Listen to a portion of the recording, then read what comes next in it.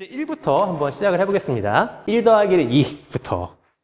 다들 1 더하기는 2라는 것은 다들 알고 계실 거예요. 그렇죠? 자녀분들이 혹은 그러니까 어린 아이들이 1 더하기는 왜 2야? 라고 물어보면 여러분들은 어떻게 설명을 해주실 건가요? 그러니까 보통은 뭐 사과 하나에 사과 하나를 더하면 2개가 되지 않느냐. 그렇죠? 그럼 이제 이렇게 물어볼 겁니다. 물방울 2개를 더하면 물방울 하나가 되잖아요. 그렇죠? 아니면은 조금 이제 영리한 아이들 같은 경우는 사과를 예를 들어 2개를 믹서기에 간 거예요. 그래가지고 조그마한 어떤 컵에다가 그거를 100잔으로 소분한 거예요. 그럼 1 더하기는 100이네? 이럴 수 있죠. 그러면 뭐 이제 사과 하나의 그 전체 부피에 따라서 그걸 1이라고 정하자. 그러면 뭐 이제 한 입 베어문 사과는 그것도 1인가? 어느 순간 수학자들은 야, 이거를 이렇게 그냥 두루뭉술하게 말할 것이 아니라 이런 것들을 탄탄하게 좀 만들어 볼 그런 이제 그 필요성을 느낀 겁니다. 그래서 같이 보시면은 거기 첫 번째 나오는 그 자료 그 사진이 있죠? 레본보뼈 이렇게 나오는데 이 1이라는 것도 2라는 것도 자연수예요. 그렇죠? 자연수라고 우리가 부릅니다. 영어로 내추럴 넘버. 이 자연수가 사실 인류 역사에서 등장한 시기는 아주 오래됐어요. 이 레본보뼈 같은 경우는 이게 이제 기원전 4만 년경 즈음에 쓰였을 것으로 추정이 되는. 왜 레본보라 그러냐면 남아프리카 그 레본보 산맥에서 이제 이게 출토가 됐기 때문에 그래서 레본보뼈라고 불러요. 자세히 보시면 막 문금들이 새겨져 있는 거 보이시나요? 다양한 학설이 있는데 재미난 이제 학설 중에 하나는 이게 이제 그 어떤 거 하나를 보면 한 28개 정도의 문금이 새겨져 있어요. 그래서 어떤 이제 여성이 그 월경 주기를 체크하기 위해서 했을 것이다라는 뭐 그런 이제 학설도 있어요. 어쨌든 간 무언가를 세기 위해서 했을 것이다. 바로 밑에 있는 칼풀리라는 거 있죠? 칼풀리라는 게 이제 그리스어로 돌이라고 의미를 가지고 있어요. 칼풀리. 거기 이제 보시면은 그 오른쪽 아래에 조그맣게 돌멩이들 보이시죠? 이게 이제 아마도 추정키로는 가축의 마리수를 세기 위해서. 그러니까 예를 들어서 내가 양을 한 20마리를 키우고 있어요. 어떤 옆집에 누군가가 야, 너희 양 몇 마리 있냐? 라고 했었을 때 뭐라고 했을까요? 수가 없었던 시절에. 그러면은 뭐 이렇게 가서 20번 두드려가지고 이만큼 있어. 이럴 수는 없잖아요. 그렇죠? 그래서 보다 요 칼큘리 돌멩이를 쫙 던져주고서 이만큼 있어. 이러는 거죠. 실제로 칼슐리라는 요 어원을 통해서 뭐 예를 들어서 여러분 영어 중에 calculate 요게 이제 영어로는 셈하다, 계산하다 이런 말이 있죠. 혹은 뭐 조금 이제 calculus 뭐 이런 거 요거는 이제 수학 용어로 미적분학이라는 뜻을 갖고 있어요. 등등등의 용어들이 다 파생이 돼요. 하여튼간 아주 오래 전부터 자연수라는 것은 인류 역사와 함께 했다. 그런데 자, 그럼 그 자연수가 무엇이냐라는 거에 대해서는 아주 오랜 시간 동안 수학자들이 딱히 규명하지 않았습니다. 왜? 우리들이 생각하듯이 당연한 거죠, 뭐. 하나하나 세는 거, 그렇죠? 뭐 그걸로 굳이 우리가 정의할 필요가 있어? 라고 했던 거죠. 그런데 이제 19세기의 약간 초중반 때쯤부터 해서 이러한 자연스럽게 우리가 그냥 받아들였던 것들에 대해서 무언가 명확하게 규정하는 흐름이 나타나기 시작합니다. 수학계에서. 왜냐? 다 이렇게 두루뭉술하게 이게 개념들을 갖고 있었던 것들로부터 오랜 시간 동안, 이게 레본뼈 같은 경우 4만 년 전이라고 했잖아요. 수학의 역사도 어느 정도 체계적으로 발전된 그 수학사를 대충 5,000년 정도로 체크를 하는데 5,000년의 세월 동안 이 이론들이 그 두루뭉술한 백그라운드로부터 이렇게 사다 보니까 엄청나게 곳곳에서 문제들이 발생해요. 소위 말해 역설이라고 부르죠. 역설. 패러독스들이 수학계의 각 영역에서 마구 등장합니다. 뭐 제논의 역설, 거짓말쟁이의 역설, 베르트랑의 역설. 뭐 여러분들께서 이름 한 번쯤 들어보셨을 수학의 왕이라고 불리는 가우스라는 분이 있죠. 그 가우스라는 분도 직관적으로 이거는 너무나 명백해 라고 했었던 어떤 참인 명제가 있었는데 그거에 대한 반례가 등장해버린 거예요. 그런 식으로 당연하지 라고 했던 것들이 무너지기 시작한 겁니다. 그래서 이 시기부터 수학이 현대 수학으로 넘어오게 된 거죠. 그렇게 해서 우리가 알고 있는 이 자연수라는 것에 대해서 나름 유의미한 그러한 규정을 하신 분이 거기 이제 사진으로 나타나죠. 주세페 페아노라는 이탈리아 수학자분이십니다. 물론 페아노라는 분이 혼자서 이러한 작업을 다 해내신 건 당연히 아니에요. 여러분들이 이제 그런 수학에 대해서 약간 그런 환상도 좀 있으실 거예요, 아마. 뭔가 수학자들, 천재 수학자들이라고 하면은 혼자서 이런 뉴턴, 가우스 이런 사람들은 세상에 없었던 이론들을 막 이렇게 만들어내가지고 저 막 업적을 세우고, 보통 그런 경우는 없어요. 대체로 뭐냐면 이전에 있었던 연구들이 조합돼가지고 뭔가 한 발짝 더 나간 그런 식의 결과물들이 많아요. 이 페아노 공리계 같은 경우도 주세페 페아노 이 혼자 했다라는 건 아니고, 뭐 예를 들면은 뭐 영국 수학자 이제 조지 불이라는 또 수학자분이 계시고, 혹은 뭐 독일 수학자 에른스트 슈레더라는 분도 계시고, 그러니까 요 이제 페아노 공리계가 만들어지기 위해서 영감을 주신 앞선 수학자들이 많아요. 하여튼간 그래도 페아노 공리계라고 붙인 거, 이것이 바로 뭐냐? 여기 이제 5개의 항목이 있죠. 이 5개의 항목을 만족하는 것이 바로 자연수다. 하나 볼 텐데, 첫 번째 제가 이렇게 쓴 건데 이거 뭐 어떻게 읽냐면은 1이 n이라는 집합에 포함된다라고 읽으면 됩니다. 요거 n처럼 생겼죠? 내추럴 넘버, 자연수 내추럴 넘버의 제 앞글자인 n을 조금 이렇게 기호화시킨 거예요. 그래서 자연수에는 1이 존재한다. 자, 근데 여기서 이 1이라는 것에 주목해 볼 필요가 있는데, 그렇다면 대체 1이 무엇이냐라는 것은 페아노도 딱히 말하지 않았어요. 이런 걸 이제 뭐라 그러냐면 수학에서는 무정의 용어라 그래요. 무정의 용어. 영어로는 프리미티브 노션이라고 합니다. 이제 근본 개념, 이런 식으로 받아들일 수가 있죠. 바꿔 말해서 뭔 얘기냐면 여기를 이렇게 쓰든 다르게 쓰든 사실은 상관없다라는 거예요. 자연수라는 것을 구성하는 데 있어서 이게 1이 됐든 다른 기호가 됐든 전혀 문제가 되지 않는다. 뭐 하물며 이렇게 한자로 1을 써도 상관이 없고요. 아니면은 뭐 이렇게 써도 상관이 없고요. 뭐 하물며 동그라미 이런 식으로 하나로 써도 상관이 없어. 요 1이라는 것은 딱히 규정하지 않는다. 그것이 무엇인가 신간 중요하지 않다는 거예요. 자연수를 만들 때는. 다만 무언가 하나는 어쨌든 있다. 그게 무엇이든 상관없다. 뭐 냄비 같은 걸 넣어도 되고요. 이런 책상을 넣어도 되고요. 펜을 넣어도 되고요. 칠판을 넣어도 되고 상관이 없어요. 실제로. 수학의 세계도 실제로 그래요. 자, 두 번째로 보면은 이제 모든 자연수 n에 대해서 이 n의 그 다음 수라는 것도 이제 자연수에 포함이 된다라고 했는데, 요거 이렇게 쓴 거는 뭐냐면은 for all. 그래서 요 a를 뒤집어 쓴 기호예요. 수학에서 이제 이런 기호들을 써요. 이런 게 적어 두셨다가 이런 거 하나 이렇게 딱 보여주면은 야, 수학 수업 좀 들었다. 그렇죠? 그래서 자연수 집합이라는 것에 있는 임의의 원소에 대해서 그것의 요 프라임이라고 쓴 것은 그것의 다음 수를 의미해요. 그 다음 수. 그 다음 수도 자연수다.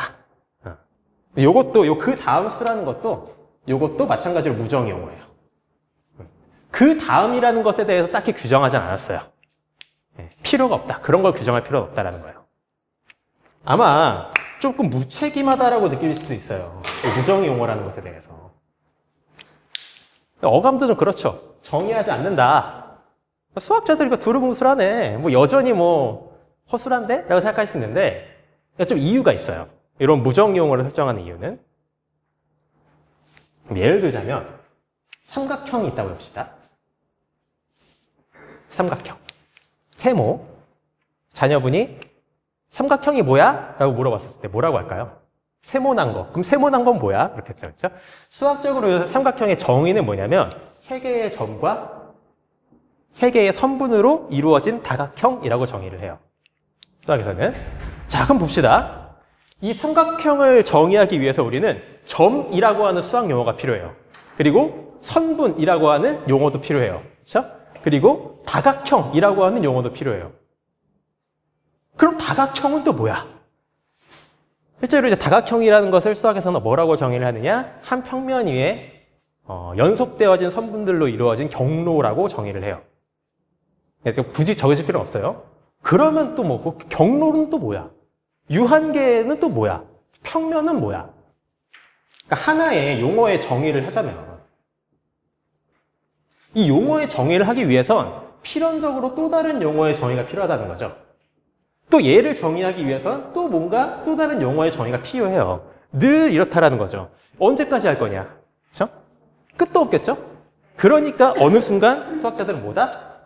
무정이용어라는 걸 두는 거예요. 그래서 이것으로부터 다 파생시키는 걸로 약속을 하자. 라는 것이죠. 뭐, 1 말고도 아까 막 점이라는 말을 했었죠?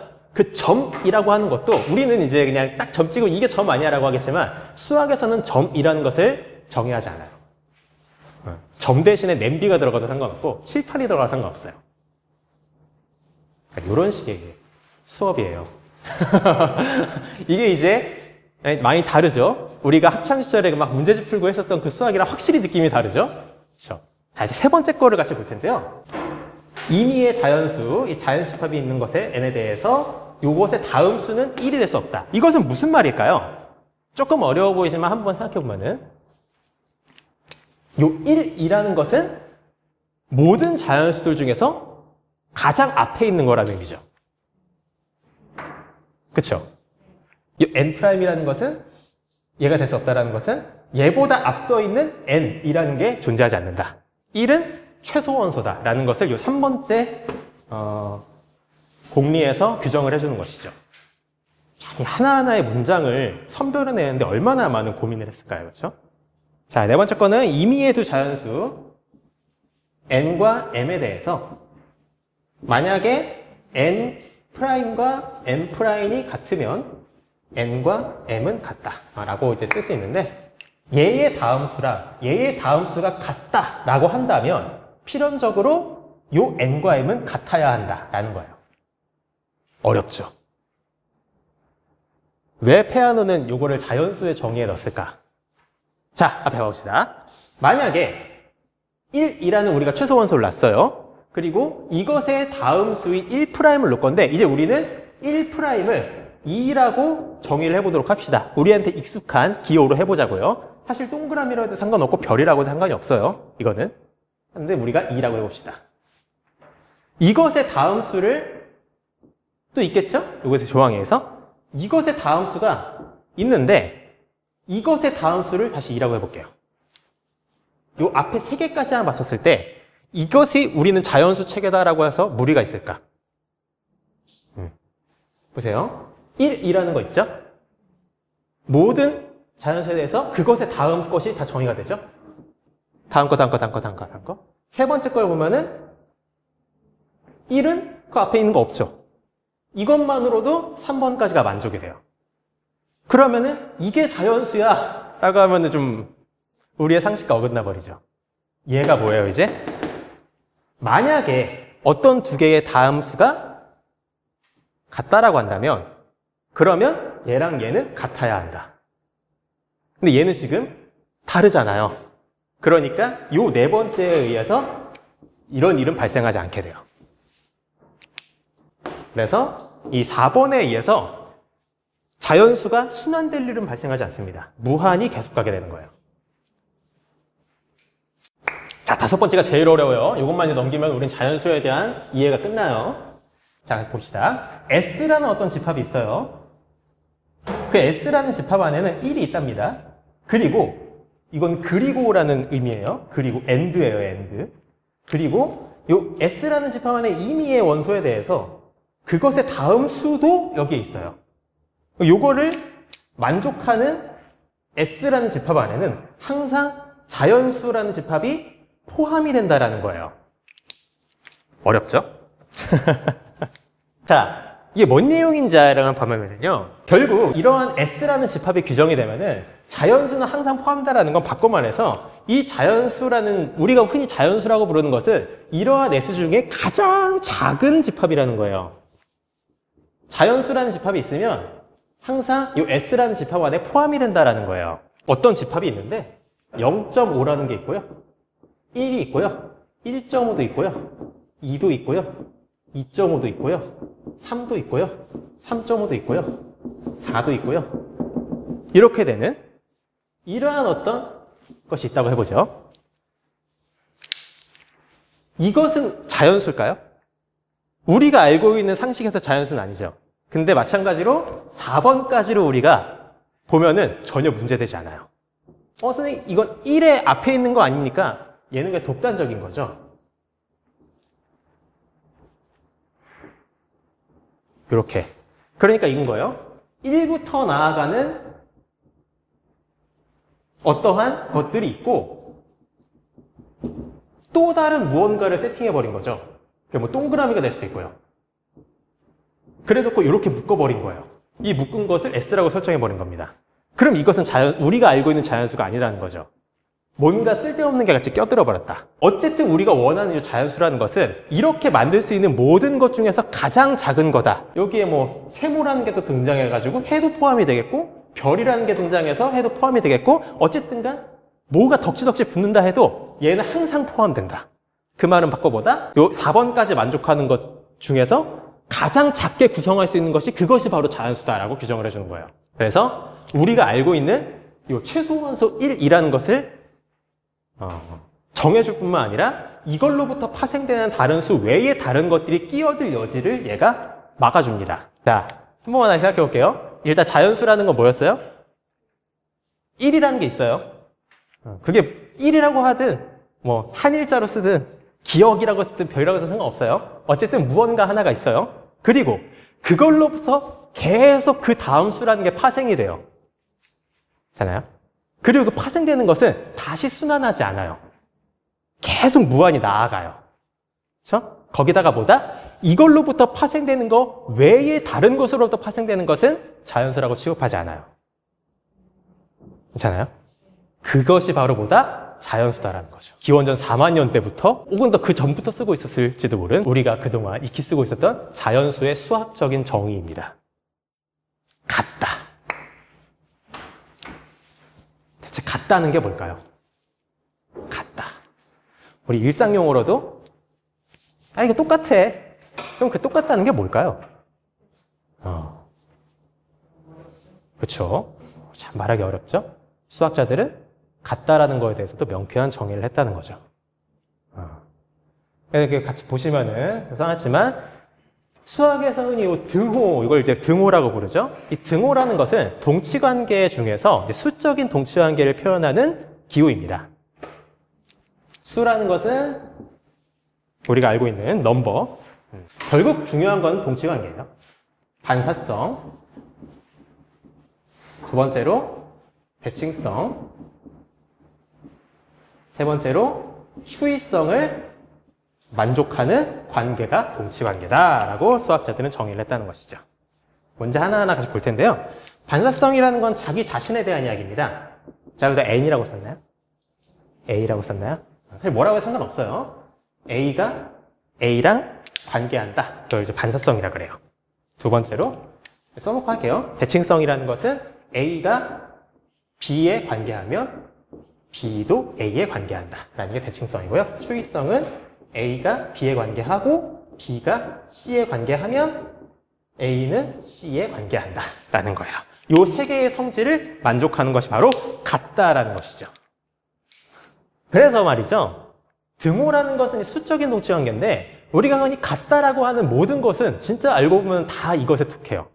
예를 들면은 뭐로 해볼까요? 어떤 두 개의 삼각형이 있어요. 이 두 개의 삼각형이 같다. 그걸 우리가 합동이라고 합니다. 두 개의 삼각형이 합동이라고 그러는데 그건 이제 기호로 보통 세 개를 쓰죠. 어떤 두 개의 삼각형이 합동이다라는 것도 동치관계거든요. 봅시다. 어떤 한 삼각형이 있어요. 그 삼각형 자기 자신을 복제한 거예요. 똑같이 생겼죠. 이거야. 반사성. 두 번째. 이 삼각형이랑 똑같이 생긴 게 있어요. 그럼 얘는 얘랑 같죠? 반대로 얘도 얘랑 같죠? 그거예요. 있잖아요. 이건 뭘까요? 얘랑 얘가 같아요. 또 다른 걸 갖고 왔는데 얘랑 얘가 같아요. 그럼 뭐다? 얘랑 얘랑 같다. 그게 얘예요. 그래서 요거 세 개를 만족하는 것을 우리는 뭐라 그런다? 동치관계라 그래요. 그래서 수적인 동치관계를 말하는 것이 바로 등호입니다. 누군가가 엄마 1 더하기 1은 2라고 하는데 왜 이래? 라고 하면은 자, 그래 이제 페아노 공리기를 한번 짚어보고 이제 동치관계라는 거랑 같이 얘기를 해보자. 이러면은 와 우리 엄마 수학 되게 잘해 이렇게 되는 거죠. 이제 우리는 마지막 하나 요거 남았어요. 요거까지 알면 증명할 수가 있어요. 자, 봅시다. 이거 동치관계에 대해서 혹시 질문하실 분 있나요? 아니, 너무 연결해서. 그래요. 감사합니다. 네, 마지막 자연수의 덧셈에 대해서 한번 얘기해 봅시다. 덧셈이라는 거 제가 거기다가 이렇게 적어놨죠? 자연수의 덧셈이라고. 그렇죠? 사실 덧셈은요, 우리가 이제 흔히 수라고 부르는 것은 자연수만 있는 게 아니죠? 자연수도 있고 정수도 있고 유리수도 있고 무리수도 있고 실수도 있고 복수도 있고 사원수도 있고 되게 수의 종류는 다양해요. 그 모든 것마다 사실은 덧셈이 정의가 다 있어요. 제가 지금 우리 같이 볼 거는 어쨌든 1 더하기는 2를 증명하기 위한 거니까 자연수의 덧셈을 수학자들은 뭐라고 정의를 했을까라는 걸 보는 거예요. 아까 우리 얘기를 했었죠. 그 다음 수라는 거, n이라는 것의 다음 수, 그거를 자연수 체계 안에서만큼은 우리가 뭐라고 정의하자? n 더하기 1이라고 정의를 할 거예요. 제가 이렇게 쓰는 것은 얘를 얘로 정의한다라는 얘기예요. 얘는 얘라고 규정하자, 약속하자. 첫 번째, 임의의 자연수 n과 m에 대해서 n 더하기 m 프라임은 n과 m을 통째로 더한 것의 프라임이다. 자, 그럼 이제 이 얘기를 봅시다. 이게 왜 일까요? 이 정의에 의하면 형태가 똑같이 생겼죠? 뭐예요? 여기에서 이 n이라는 것을 1로 바꾼 것이죠. 그렇죠? 그러면은 n을 1로 썼으니까 n의 그 다음 수가 와야 되겠네? 1의 그 다음 수가 오는 거예요. 그렇죠? 그럼 이것을 우리가 뭐라고 정의했어요? 2라고 정의한 거예요. 그렇죠? 이게 증명 끝이에요. 허무하죠? 약간 조금 약속 돌려막는 느낌 들지 않아요? 애초에 1 더하기는 2라고 정의하지. 이런 걸 왜 또 정의해가지고 이렇게 했어? 자, 왜 그랬을까? 여러분들도 한번 해봅시다. 그럼 1 더하기 2는 뭘까? 뭘 해도 사실 상관없어요. 이 형태로만 치면은 여기서는 n을 1로 놨고 n'이라는 것을 2라고 놓은 거예요. 그렇죠?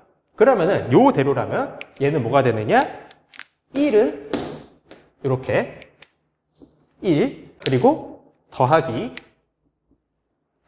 m 여기서 m'은 m으로 바뀌었어요. 여기 안에서 보면은 얘가 지금 m'인 것이죠? 그럼 요 m이라는 것은 뭐였을까요? 그 전수라는 것은 1이라는 것이죠. 그래 놓고 전체의 프라임이에요. 괜찮아요? 그러면 1 더하기로 우리가 아까 위에서 했네요. 2죠. 2의 그 다음 수예요. 우리가 이걸 아까 뭐라고 정의할까? 3이라고 하자. 이런 거예요. 그냥 1 더하기는 2라고 약속하면 되잖아. 야, 그럼 1 더하기 2는 뭐야? 그것도 약속해 그냥 3이라고. 1 더하기 3은 뭐야? 4라고 약속해. 언제까지? 몰라. 계속 그냥. 수학자들 이러기 싫었던 거죠. 그러니까 결국에 수학이라는 것도 약속이에요. 그 기본은 약속입니다. 다만 무엇을 약속할 것이냐. 다 약속할 수는 없잖아요. 그 모든 것을 약속할 수 없으니까 최소로 우리가 약속할 것들만 정해놓고 나머지는 그걸로부터 파생시켜버리자가 수학의 기본 논리예요. 근데 이거는 비단 뭐 수학만 그런 거 아니라 우리 일상의 영역에 다 마찬가지예요. 뭐 예를 들면 법 같은 경우도 우리가 일상의 모든 벌어지는 일을 다 법제화시킬 수는 없잖아요. 그렇죠? 그러니까 최소한 이제 법제화 시켜야 될 것들을 정해놓고 우리가 일상에서 벌어지는 그 삼라만상 모든 것들을 그 법령으로부터 하나하나 연역적으로 이것의 판단할 근거를 찾는 것이죠. 그래서 우리가 거기다 판결을 내리죠. 마찬가지예요. 수학도 결국에 무엇을 약속할 것이냐라는 것을 추려요. 그것이 바로 수학 기초론의 핵심 중에 하나예요. 그래서 이 모든 거를 다 약속할 수 없으니 요거를 약속해놓고 이후에 자연수의 모든 덧셈은 이걸로부터 다 증명이 가능해요. 100 더하기 200도 되고 10,000 더하기 10,000도 되고요. 10만 더하기 10만도 시간만 걸리겠지만 어쨌든가 이걸로부터 계속 쓰다 보면 나와요. 그런 것이죠. 이게 수학이에요. 그래서 여러분들은 수학의 가장 기본적인 프리미티브 노션을 지금 이제 보신 거예요. 그래서 1 더하기의 증명은 이미 말하는 중간에 끝났습니다. 수고하셨고. 갑자기 좋을 건데요. 네. 많은 세월이 걸렸어요. 그러니까 여러분들이 오해하시는 것 중에 하나가 우리가 손가락이 10개고 우리가 십진법을 쓰니까 자연스럽게 인간들은 아주 어렸을 때부터 1부터 10까지라는 수를 인식했을 거라고 생각하잖아요. 하지만 그렇지 않아요. 그러니까 아까 레분법도 보셨죠? 레분법 보면은 체크 하나하나 돼 있죠. 당연히 그때는 2라는 개념이 없었어요. 그러니까 그때는 뭐다? 그냥 하나하나예요. 하나하나. 우리 집에 가축 20마리 있는데 하나하나 이만큼 있어. 이거예요. 옛날에는. 그런데 이 2라는 숫자가 등장한 것은 이 인간 지성의 영역이 엄청난 확장인 거예요, 사실은. 몇천 년 정도가 아니라 몇만 년이 걸렸어요.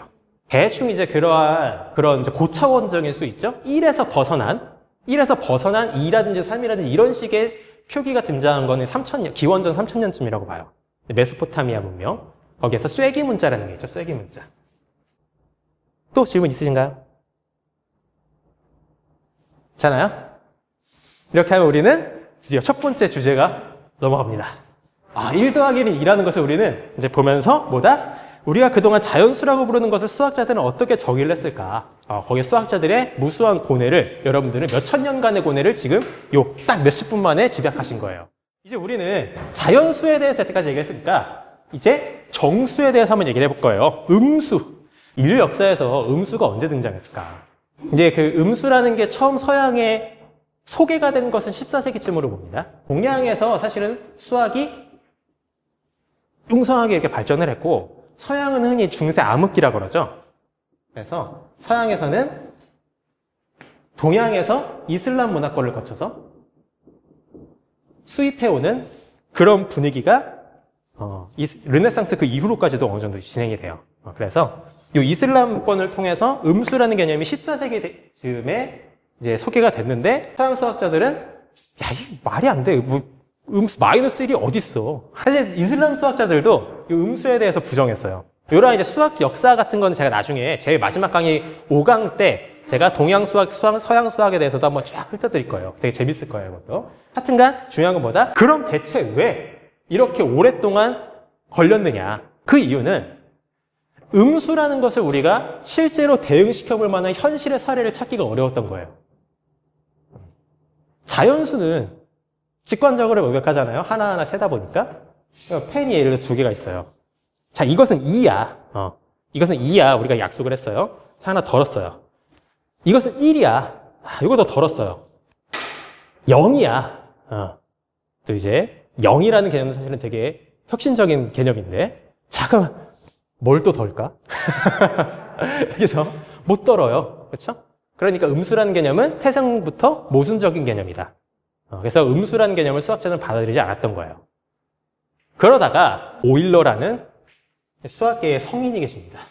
연예계에 윤우님이 있다면 수학계에는 오느님이 계십니다. 이 오느님께서 한국어로는 뭐라고 해야 될까요? 완벽한 대수학 소개? 그런 책이 있어요. 그 책에서 빛과 이익 모델을 제시하면서 수학자들은 음수라는 것을 우리가 현실에도 대입해 볼 수 있겠네? 라는 인식이 퍼지기 시작한 거예요. 양수는 이익으로, 음수는 빛으로 대응시키자라는 거예요. 그래서 채권자가 있고 채무자가 있어요. 만약에 여러분들 아마 이런 거 어렸을 때 고민하신 분들도 있을 텐데 마이너스의 마이너스 1은 왜 플러스 1일까? 이거 고민하신 분 혹시 있으실까요? 우린 당연하게 마이너스는 플러스야라고 말하지만 이거 되게 이상한 느낌이잖아요. 해봅시다. 채무자가 마이너스 1이라는 빚이 있었던 거예요. 이 빚이 줄어든다라는 거죠. 그 말은 뭔 얘기일까? 채무자는 이 빚을 그만큼 갚아줬다라는 것이죠. 1000만 원을 빌렸었는데 내 빚이 1000만 원이 아니라 500만 원이 됐어요.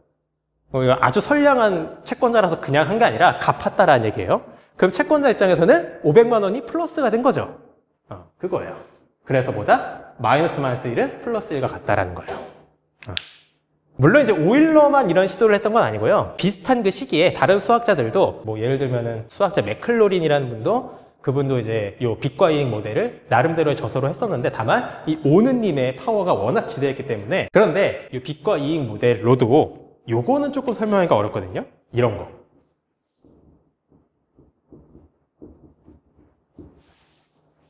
빚에다가 빚을 곱하면 플러스 1이 돼? 이것도 뭐야? 이렇게 되는 거죠. 그래서 요거에 대한 얘기는 잠깐 쉬었다가 진행을 하도록 할게요. 아까 이렇게 질문을 주셨는데 원래 이제 채권자 입장에서는 갖고 있었던 거 아니냐. 그럼 원래 0이었을 텐데 거기서 이익이라고 부르는 거 조금 어폐가 있지 않느냐. 그렇죠. 근데 그 아까 잠깐 말씀드렸지만 이제 고대 중국에서는 그것을 정과 부라고 불렀어요. 원래 정부. 그러니까 말 못하나 그 정이라는 것은 이제 포지티브 영어로 치면은 그 부라는 것은 네거티브인 거죠. 근데 그 정과 부를 서양에서 이제 받아들였었을 때 빚과 이익이라고 받아들인 거예요. 그거를. 그래서 약간 이런 식의 어감상의 어폐는 있긴 하지만 대충 어떤 느낌인지는 받아들이셨으면은 그렇게 되는 거고, 다만 곱셈에 대해서는 뭔가 딱히 이럴 만한 모형이 없었죠. 백문이 불여일견이라고. 뭔가 눈에 보이는 어떤 게 있으면 사람들이 이제 인식이 변화가 생기는 거거든요.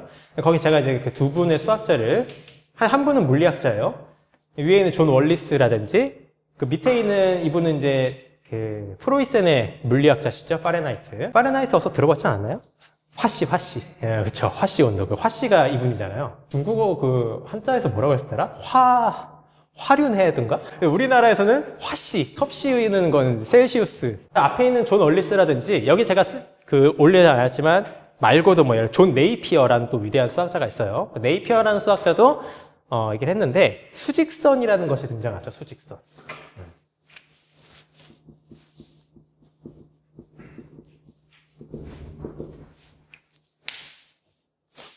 근데 이 수직선이라는 게, 갑자기 생각나네요.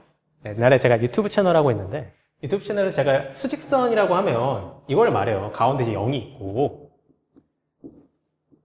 요걸 이제 말하는데, 제가 요걸 이제 수직선이라고 불렀는데, 어떤 이제 댓글로 분이, 수학 가르친다는 사람이 수직과 수평 개념도 몰라가지고 이걸 수직선이라고 그런다. 그래서 막, 이게 수평선을 수직선을 막 써놓은 거예요. 선생님, 그게 아니고, 수를 표현하는 직선입니다. 네. 수직인 선을 말하는 게 아니라 넘버 라인이에요, 영어로는. 근데 이제 수직선을 그 앞에 있는 존 월리스 같은 경우는 이 음수에 대해서 얘기하지 않았어요. 존 월리스도 그 양수에 대해서만 수직선이라는 걸 표현을 했고, 이 수직선 위에서 사람이 조금 예쁘게 그려볼까요? 그래서 이렇게 이렇게 앞뒤로 걸어가는 것을 이제 정수의 계산으로 이렇게 이제 대응을 시켜서 설명을 한 거예요. 그래서 존 월리스를 내가 실은 거고, 그런데 존 월리스는 음수를 받아들이진 않았어요. 밑에 있는 파레나이트가 제가 왜 적었냐면 물리학자인데, 이분이 온도계를, 본인의 온도계를 만들 때, 수온 온도계를 만들 때 0 아래에다가 마이너스 1, 마이너스 1이라는 이 음수를 표기한 온도계를 만든 거예요. 그래서 이 온도계가 상용화가 되면서 사람들의 대중인식 속에 음수라는 것이 0 밑에 있는 어떤 위치 값으로서의 수구나라고 이제 받아들이기 시작한 거죠. 제가 이제 써놨지만 A 곱하기 B에서 A의 부호는 바라보는 방향으로, 그래서 B의 부호는 걸음의 방향으로 각각 대응할 수 있다. 그래서 이 바라보는 요 방향을 여기를 이제 플러스라고 하고 여기를 이제 마이너스라고 하겠습니다. 그리고 이 사람이 앞으로 걸어가는 행위를 플러스라고 하고 뒤로, 백으로 걸어가는 행위를 마이너스라고 해보죠. 그래서 예를 들어서 마이너스 1 곱하기 마이너스 1은 뭘까? 바라보는 방향, 그럼 이 사람은 이거 잘못 그렸네요. 이렇게 하면 안 되는데 이렇게 바라보고 있는 거예요. 이쪽 방향으로. 제가 이거를 마카로 칠해볼게요. 요거는 요거다. 그리고 걸어가는 방향은 앞을 보고 걸어가는 것이 아니라 뒤를 보고 걸어가는 것이죠.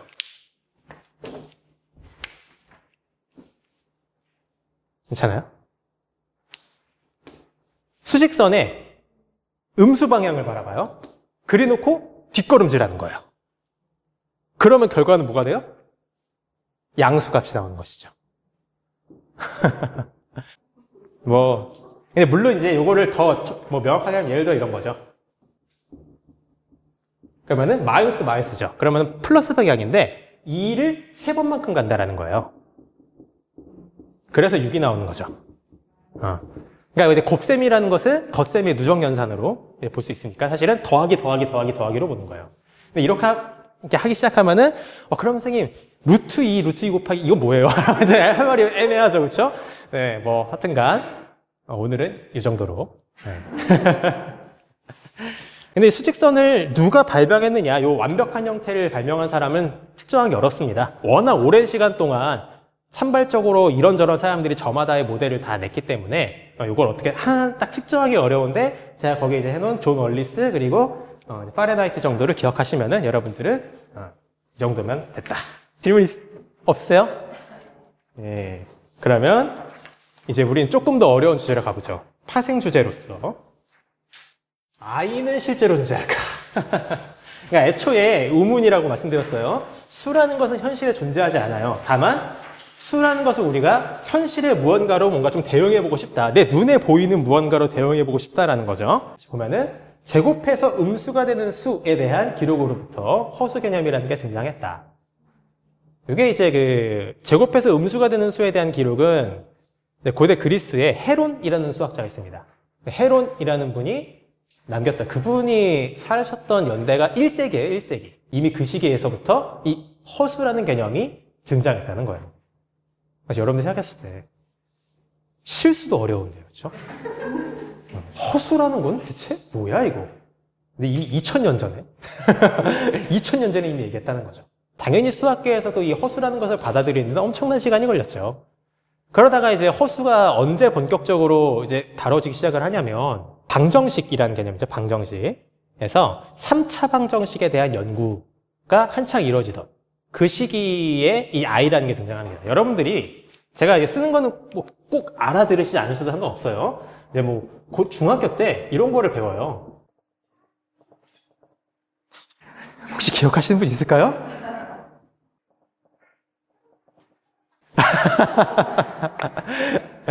근해 공식, 그렇죠? 이걸 이제 근해 공식이라 불러요. 이러한 방정식을 만족하는 x는 이렇게 이제 우리가 특정할 수 있다라는 건데, 2차 방정식의 근해 공식은 어쨌든 간 중학교 때 배워요. 지금은 다 잊어먹으신 분들도 많겠지만, 근데 여러분들 학창 시절에 3차 방정식의 근해 공식을 배우신 분은 없을 거예요.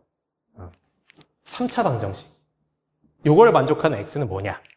라고 했었을 때, 이것을 우리가 실제로 뭔가 x는 블라블라라고 정리를 하면은요, 크게 세 가지 형태가 나오는데, 여기에 필연적으로 허수가 등장합니다.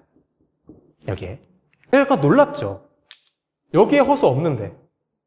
이거 다 실수잖아요, 그쵸? 그래서 카르다도라든지 타르탈리아라든지 이때부터 요 허수라는 것에 대해서 연구가 시작이 된 거고, 허수라고 이제 이름을 명명 지은 사람은 르네 데카르트라는 수학자가 있어요. 나는 생각한다, 고로 존재한다 라는 그 철학자로도 유명하죠. 르네 데카르트가 이미지너리 넘버라고 해서 이제 허수라는 이름을 지은 탓에 우리는 이제 허수라고 부르는 거예요. 그러니까 참 그 명명 센스가 좀 아쉬워요. 애초에 수는 뭐다? 수는 애초에 존재하지 않아요. 다만 우리가 대응에 대해서 생각할 뿐인데, 이거를 굳이 허수라고 이름 짓고 그 중에서도 실수라고 이름 지으니까 마치 허수는 정말 존재하지 않는 개념, 얘는 존재하는 게 이렇게 받아들여지잖아요. 근데 그건 아니라는 거죠. 이렇게 해볼까요? 무언가를 제곱했었을 때 1이 되는 x는 뭐냐? 라고 하면 플러스 1도 있고 마이너스 1도 있어요. 마이너스 1을 제곱해도 1이 되고 1을 제곱해도 1이 되죠? 그러면 얘를 제곱해서 마이너스 1이 되는 건 무엇이느냐? 라고 하면 사실 2차 방정식에서도 허수가 등장한다는 거죠. 실제로 얘는 뭐가 되냐면 플러스 마이너스 루트 마이너스 1이 돼요. 근데 이걸 그냥 i라고 쓸게요. 이렇게. 그러니까 어감이 그렇다 뿐이지 우리가 뭐 방정식을 풀든 요새 이제 현대적 응용 수학 같은 경우는 허수가 뭐 비일비재하게 등장합니다. 뭐 파동을 연구하려고 해도 그렇고, 하물며 뭐 컴퓨터 프로그래밍을 할 때도, 뭐 회전 변환을 할 때도 항상 i는 쓰이고요. 허수는 실수만큼이나 많이 쓰입니다. 그쵸. 맞아요. 회로는 처음에 필요에 의해서 만들었다고 보기는 힘들어요. 수학 이론들은 늘 그래요. 이론 뭘까라는 그냥 그 호기심 있죠? 호기심에서부터 연구를 한 결과물들이 대부분이에요. 뭐 예를 들면은 뭐 미분적분이라는 개념 있잖아요. 여러분들 아마 이제 휘발되실 수 있겠지만, 그 미적분이라는 개념이 그 원초적인 개념, 그것이 언제 처음 등장했냐라고 하면은 기원전 200년대예요. 그때 이제 아르키메데스라는 또 3대 수학자 중에 최고봉이죠. 그분이 과연 그 시기에 필요해서 그거를 만들었을까요? 아니라는 거죠. 연구를 하다 보니까 헤론도 이런 거가 뭔가 있을 것도 같은데라고 하는 그 호기심이었고, 이후에 이제 수학자들이 아까 말씀드렸던 것처럼 방정식을 연구하다 보니까 이미 몇천 년 전에 고대 수학자가 이거에 대한 개념을 적어놨었네? 그럼 이제부터 이걸 본격적으로 꺼내볼까? 이렇게 된 거죠. 역사 발생학적인 얘기를 보자면은. 그러면 어쨌든 간 이 둘도 한 대로 묶어서 무언가 수라고 부를 필요가 있겠네. 자, 그렇게 해서 등장하는 개념이 바로 복수수입니다. 실수는 뭐 1, 2, 3, 4 이런 것들이 다 실수고 허수는 뭐 I, 2I, 3I 뭐 이런 식으로 다 쓸 텐데 요거를 한 대 다 묶어서 복수수를 어떻게 표기할 수 있을까? 라고 했었을 때 아주 획기적인 표기법이 등장하죠. 요러한 식으로 쓴 거예요. 그래서 예를 들어서 B가 0이다. 그러면 실수가 나와요. A가 0이다. 그러면 허수가 나와요. 그래서 요 하나의 표기법으로 실수와 허수를 모두 표현할 수 있게 된 거죠. 이 복수수라는 게 등장했는데 당연히 수학자들이 이 복수수에 대해서 실제 하는 그런 모델을 찾고 싶었겠죠. 아까 그 음수에 대해서 얘기를 했다시피 그러한 허수를 무언가 눈으로 볼 수 있을 만한 모델을 제시한 분이 바로 가우스예요. 그래서 오른쪽에 제가 복수평면이라는 말을 썼잖아요. 이거를 다른 말로 가우스 평면이라고도 부릅니다. 뭔지를 보면은 우리가 실수라고 하는 대상을 뭘로 인식을 했어요? 결국에 수직선이라고 인식을 했었죠. 그렇죠? 그래서 여기 점에 찍히는 모든 위치값들, 이 좌표들은 전부 다 각각에 해당하는 어떤 실수로 대응을 시킬 수가 있거든요. 그런데 여기다가 이제 가우스는 뭐냐면은 야, 이거 가지고는 허수가 인식이 힘들어. 여기에서는 허수를 찍어보기 어렵더라. 그래서 어떻게 한 거냐면 하나의 축을 더 만든 겁니다. 이것은 허수라고 해서 여기에 I, 2I, 3I, 여기 마이너스 I, 마이너스 2I, 마이너스 3I 이런 식으로 쭉 허수축을 만들어버린 거예요. 예를 들어서 1 곱하기 I 곱하기 I가 뭘까? 얘는 결과적으로 I의 제곱이 되기 때문에 마이너스 1이거든요. 여기에 플러스 1이 있었어요. 여기 마이너스 1이 있어요. 그러면 1에서 I를 곱하면 요 둘의 곱셈 결과는 I가 나와요. 플러스 I가. 그것은 어떻게 된 거냐면 처음에 여기 1이라는 것이 여기로 위치가 이동한 거예요. 이렇게 회전을 한 것이죠. 90도만큼 회전 이동을 한 거예요. 그리고 거기다가 한 번 더 I를 곱하면은요 또 한 번 더 90도만큼 회전을 한 것이죠. 하면은 마이너스 1이 나와요. 그러니까 허수를 곱한다는 행위는 이러한 복수 평면에서 90도씩 회전 이동하는 것으로 해석할 수가 있다는 거죠. 그러면 뭐다? I의 제곱이 마이너스 1이라는 것도 나오고요. I의 4제곱이 플러스 1이라는 것도 자연스럽게 받아들일 수 있어요. 4번 가면 다시 원상 복귀하죠. 그래서 I를 4번 곱하면 양수인 플러스 1이라는 실수를 얻는다라는 것도 실제로 저렇게 됩니다. 이거를 가시적으로 설명할 수 있다는 것이죠. 어렵죠? 야, 그럼 복소수 2 플러스 3i 이러한 것은 어디 있는 거야? 라고 하면은 여기에다가 2를 찍고 3i를 찍고 요로 만나는 요 점이 바로 요거예요. 그러니까 뭐다? 수직선으로 우리가 실수의 위치를 파악을 했다면 요 복수 평면으로서 우리는 복소수의 위치를 파악할 수 있다는 거죠. 물론 뭐 이것도 마찬가지입니다. 가우스 혼자서 요 복수 평면을 만들었느냐? 그건 아니에요. 카스파르 베셀. 카스파르 베셀도 사실은 요거에 대해서 연구를 했는데 이제 가우스가 워낙 그 메인 파워가 세서 그래서 우린 뭐다? 이 복소수라는 것도 가시화시킬 수 있는 모델을 알므로써 수학자들은 온전히 허수라는 것도 받아들일 수가 있게 된 것이고 연구가 본격적으로 이루어진 겁니다. 그러니까 여러분들이 뭐 자녀든 손자, 손녀든 고등학생이면 이제 복소수를 배우거든요. 근데 이제 걔들은 이걸 몰라요.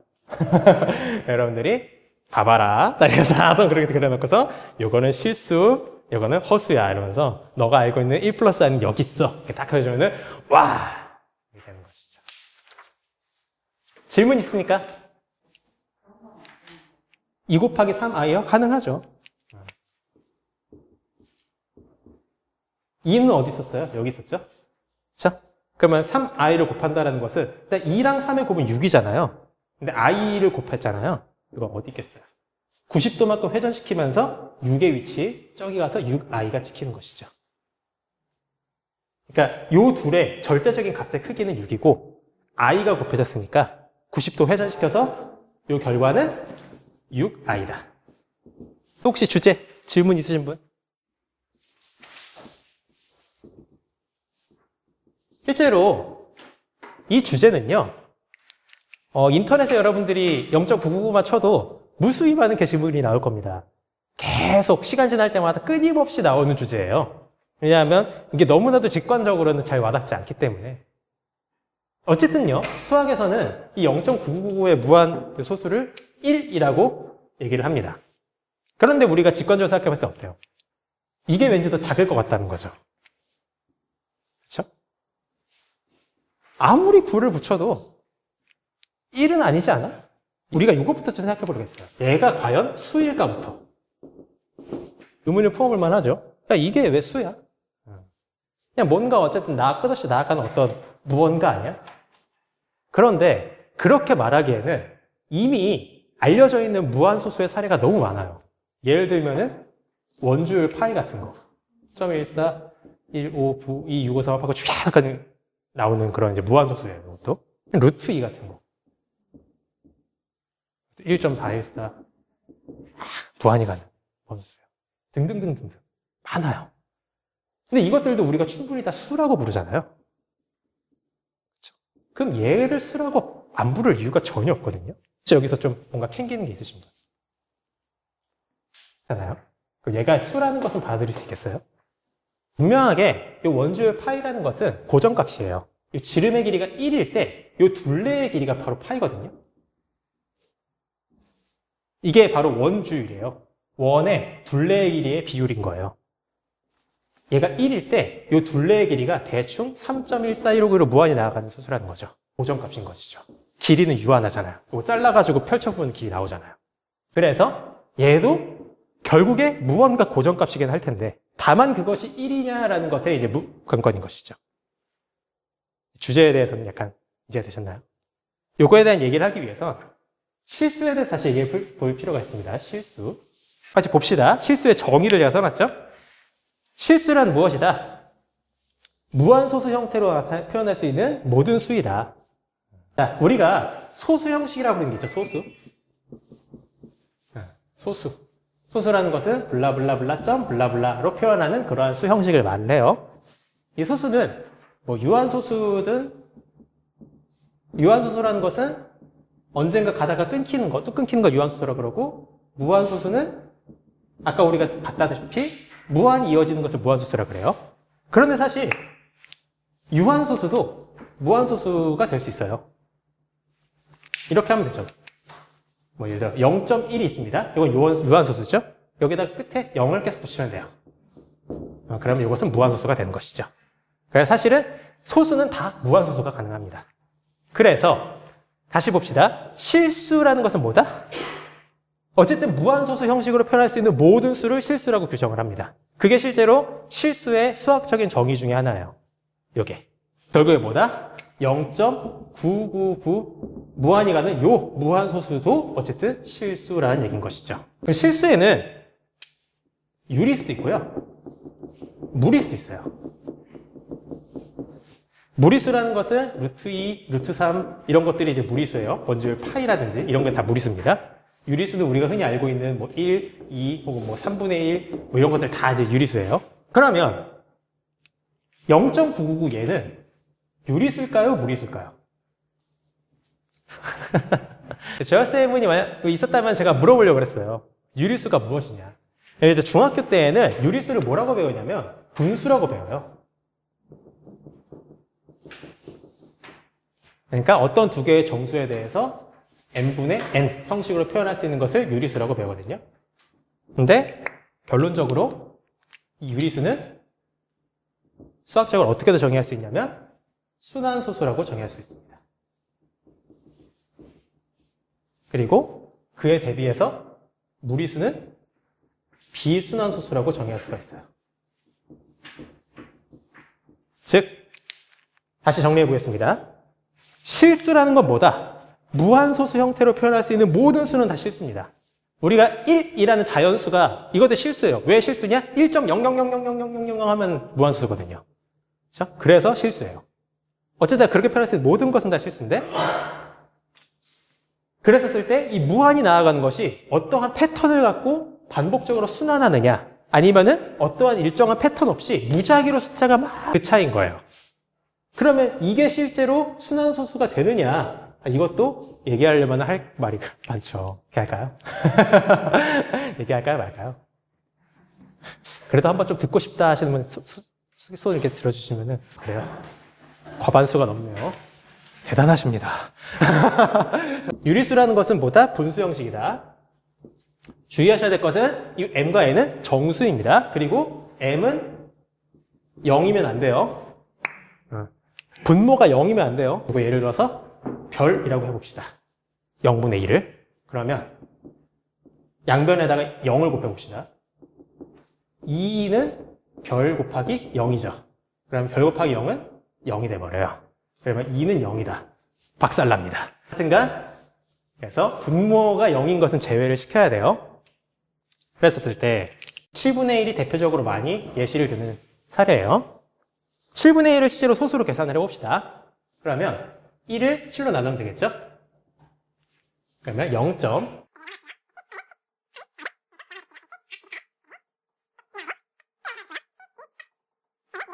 이런 계산도 되게 오랜만에 하지 않아요? 6에다가 0 하나 더 붙여요. 그래서 야, 이거 참 7분의 1에서 독종이에요. 그래서 이게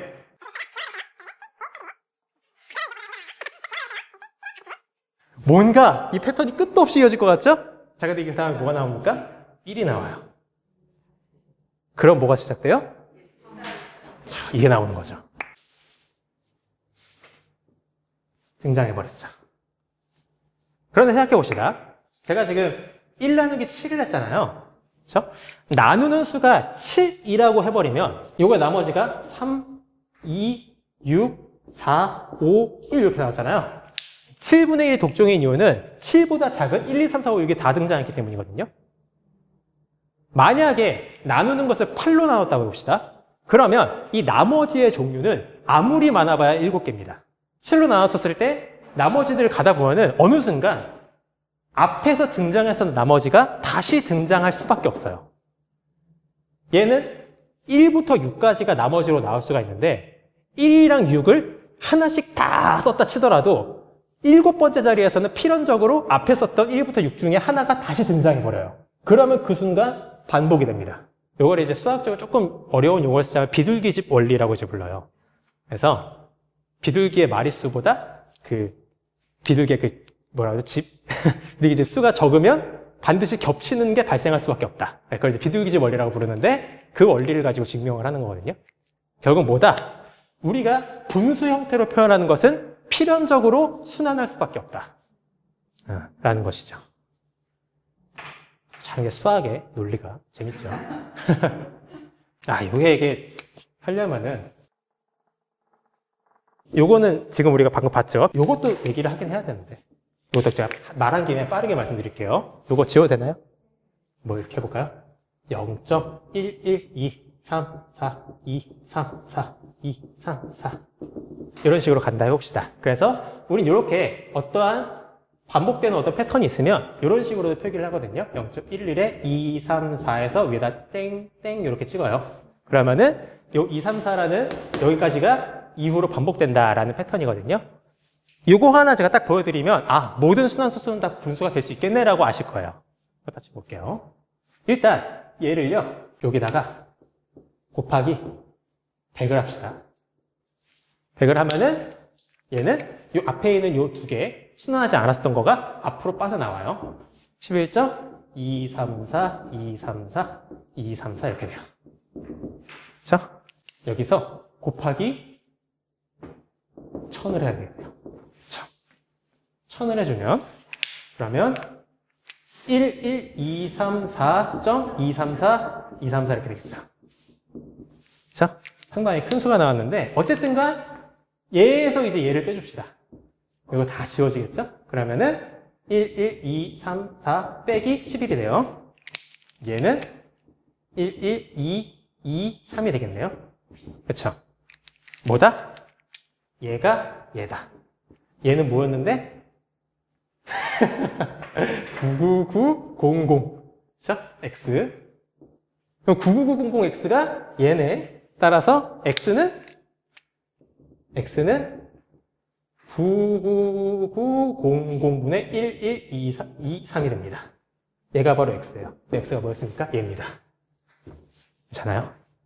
뭐다? 얘가 분수가 됐습니다.